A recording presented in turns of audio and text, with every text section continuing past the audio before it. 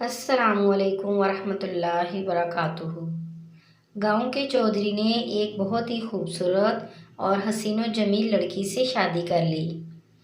اس لڑکی کا باپ بہت لالچی تھا، اس لیے اس نے چودھری صاحب کی عمر کا تقاضا نہیں کیا اور اپنی بیٹی کی شادی چودھری صاحب سے کروا دی۔ چودھرائن کو پہلی رات ہی معلوم ہو گیا کہ چودھری ایک عیاش پرست آدمی ہے اور اس نے ٹھان لی کہ میں اس چودھری کو سبق ضرور سکھاؤں گی۔ شادی کے بعد بھی چودھری صاحب نے عیش پرستی والا کام نہیں چھوڑا۔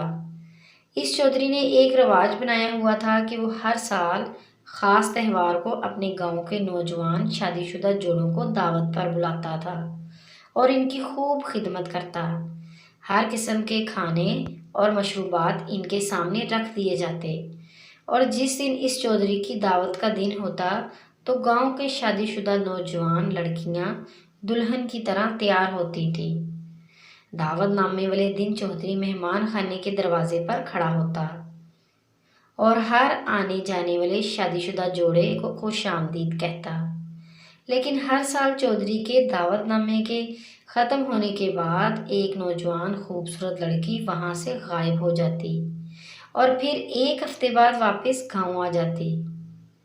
چودھرائن کو جب اس بات کا پتہ چلا تو اس نے ٹھان لیا کہ اس بات کی تحقیق کر کے رہوں گی اور چودھری کے اگلے سال ہونے والی دعوت نامے کا انتظار کرنے لگی۔ جب اگلا سال آیا تو چودھری نے معمول کی طرح شادی شدہ جوڑوں کی دعوت کی تو اس بار چودھرائن نے ایک چال چلی۔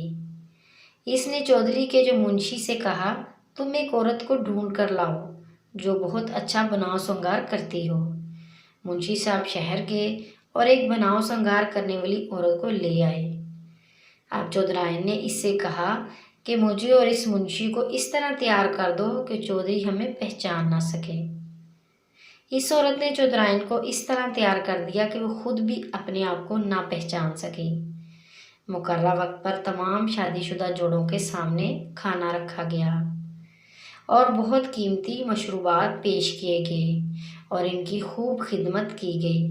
لیکن جیسے ہی دعوت نامہ ختم ہوا تو چودھری صاحب نے اپنے آدمیوں کو اشارہ کیا کہ جاؤ اور سب سے خوبصورت لڑکی کو اٹھا کر میرے ڈیرے پر لے جاؤ، کیونکہ اس کو پہلے بھی جو سب سے خوبصورت اور حسین و جمیل لڑکی لگتی وہ اس کو دعوت نامے کے بہانے وہاں سے اٹھوا لیتا اور اپنے ڈیرے پر لے جا کر ساری رات اس کے ساتھ گزارتا اور ایک ہفتے تک اسے اپنے پاس ہی رکھتا اور پھر اس لڑکی کو گاؤں میں چھوڑ دیا جاتا اور وہ لڑکی اپنی عزت کی خاطر کسی کے سامنے نام نہ لیتی۔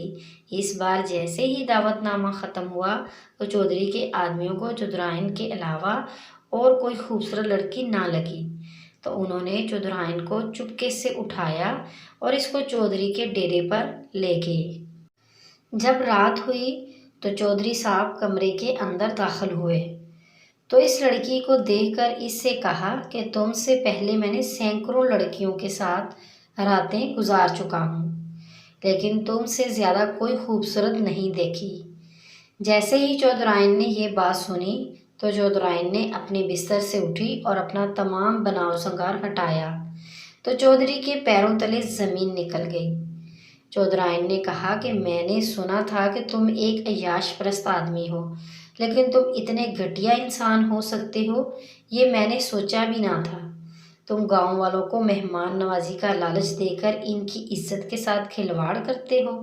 اس کے بعد اس چودھری کی اصلیت تمام گاؤں والوں کے سامنے آ گئی اور چودھری کو اس گاؤں سے رسوا کر کے نکال دیا گیا۔ مزید اچھی سی ویڈیوز کے لیے ہمارے چینل کو سبسکرائب کریں، لائک کریں اور شیئر کریں۔ شکریہ۔